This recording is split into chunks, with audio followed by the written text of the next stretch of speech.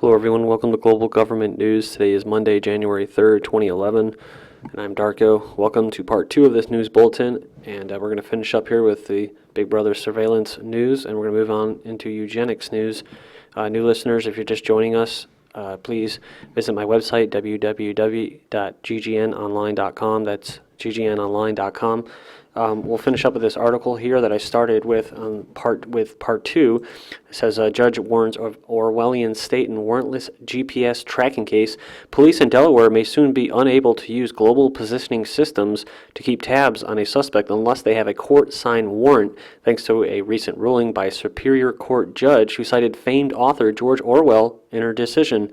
In striking down evidence obtained through warrantless GPS tracking, Delaware Judge Jan Jordan wrote that, quote, an Orwellian state is now technologically feasible, adding that, quote, without adequate judicial preservation of privacy, there is nothing to protect our citizens from being tracked 24 hours a day, 7 days a week. The ruling goes against a federal appeals court decision last summer that allowed warrantless tracking by GPS. And you can go in here and check this out. The link will be posted. And we're going to move on here. Iran claims to down spy planes but offers no proof. This is from the AP. It says Iran's Revolutionary Guard claims to have shot down several Western spy planes, including 2 in the Persian Gulf, but provided no evidence. The U.S. Navy's 5th Fleet, which is based in the Gulf, says it has no reports of aircraft down, quote, recently. And we're going to move on here.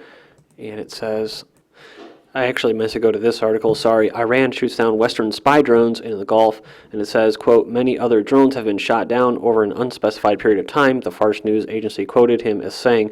So the first was the Associated Press, which is kind of international news, but still, Yahoo News, which is kind of the American, Yahoo's everywhere, I guess, international as well, but basically it's more catered towards the West. And then you have this news article from the BBC out of the UK, and it says here, the head of the Revolutionary Guard's Air Force Wing, Amir Ali Hazadeh, produced no evidence to support that report, so they're saying the same thing. He said this was the first time the news of incidents have been reported. The drones were mainly being used in Iraq and Afghanistan, but some violations against our soil have also occurred, the commander said. And I reported on that as far as drones flying over Iran. So we'll go back to this article. British police spying on innocent civilians. The British police have been secretly collecting personal information on innocent civilians as they contact the force to report crimes, an act which has given rise to public fears about the abuse of, as the British say, privacy. In the U.S. we say privacy, but either way, it's about your freedom, right? Something that you do have a right to, but as we, move forward into the brave new world that has been set up for us, that we're, obviously we don't really have a choice. We're just kind of born in and we accept it. It's all been laid out for us. Everything is coming faster and faster as far as technology, but it's not progress. You can trust me on that. It's not progress. It's only progress for the powers that be that control you, and that's what all this technology is, including what I'm using right now, my personal computer. It's all being tracked, and all the videos that I make, and all my little searches.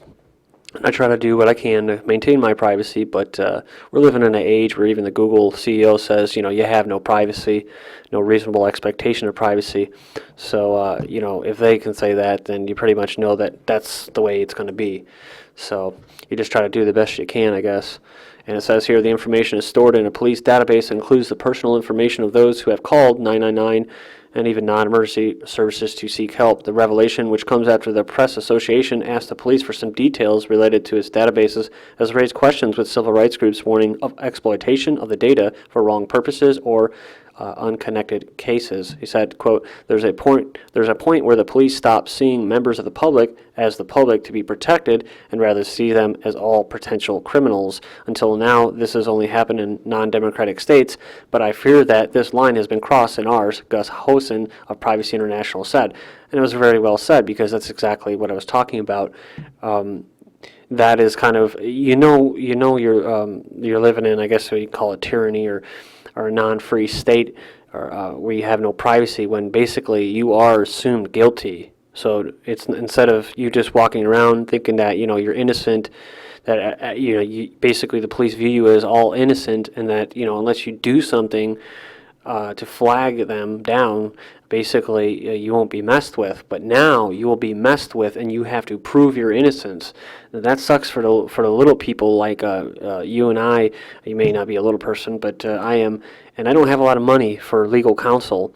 So for people like me, that kind of sucks, right? Especially if you're moving towards, you want to be in a stateless society, you kind of follow that philosophy, or a freeman, or you want to become a freeman. It's becoming harder and harder and harder because of all these measures that are being taken. So, in other words, you're going to be in court most of your life spending probably money that you don't really have.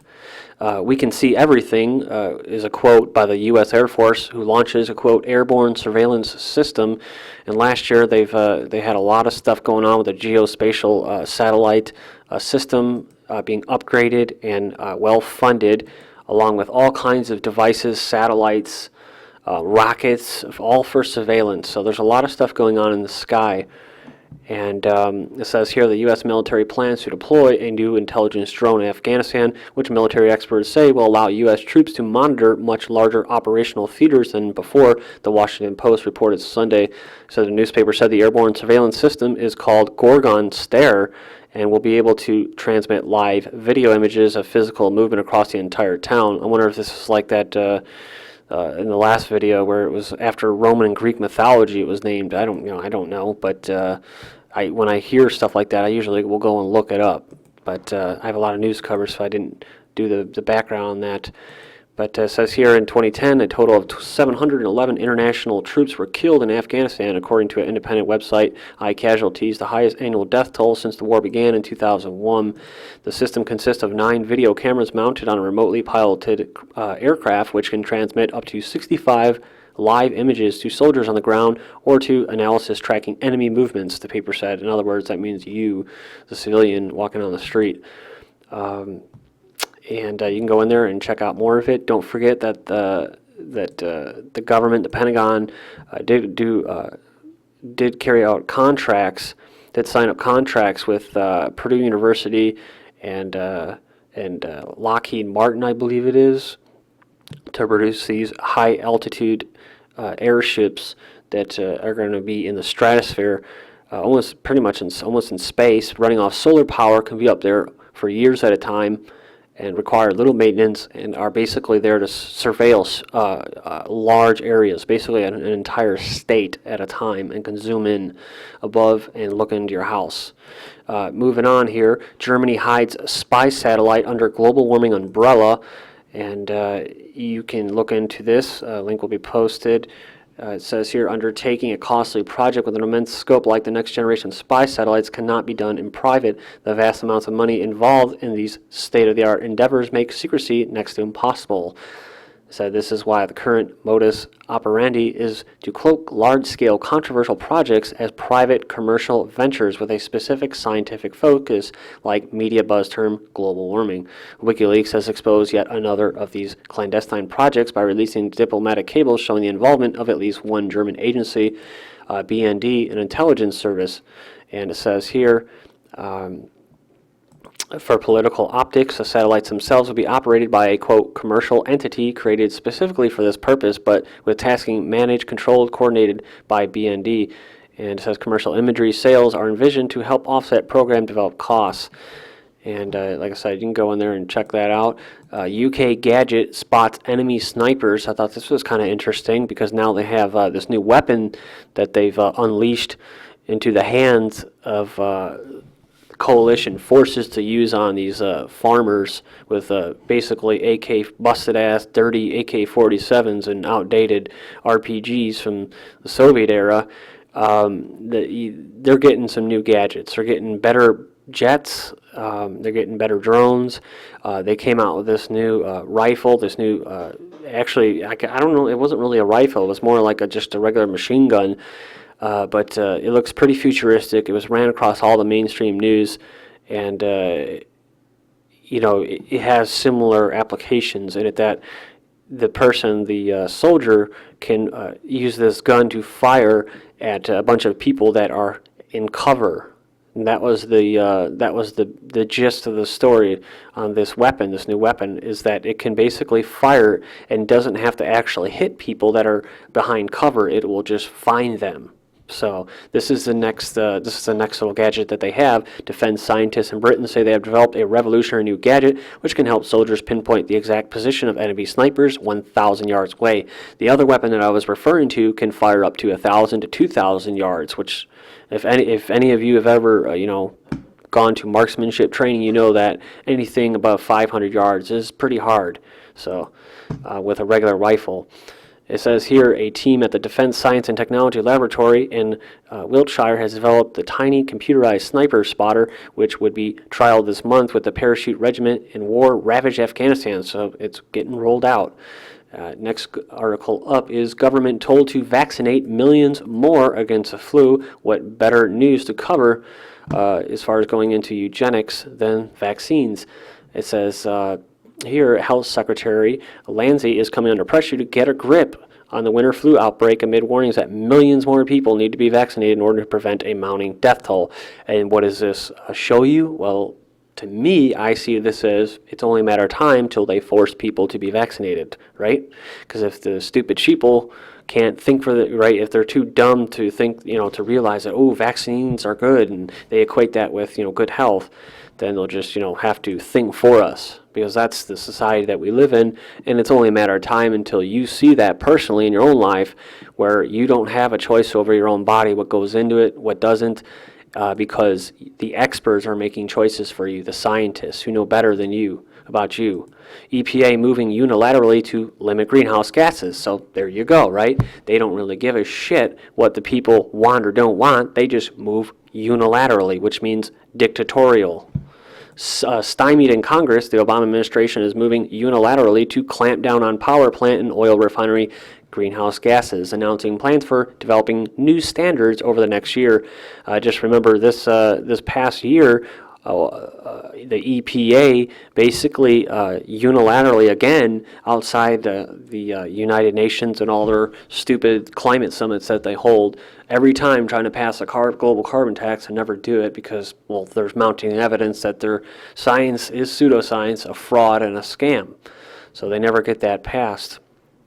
But just recently, the EPA declared CO2 toxic waste. So that along with this is the next step to basically regulating CO2. So you can check that out. The link will be posted. Next one up, fluoride in water, linked to lower IQ in children. This is from December 21st. I covered this in my last video on the 22nd, but I just wanted to put that out there so that when I got to this next article, it would make sense.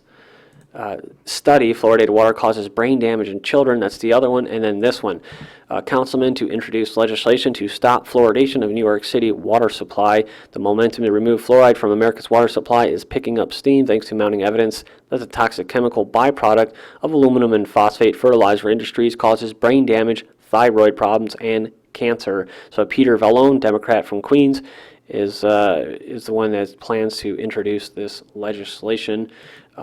This is in China, sterilization enforcement, an unlikely rung on ladder to success. Cadre promotion linked to enforcing birth control policies and sterilization quotas.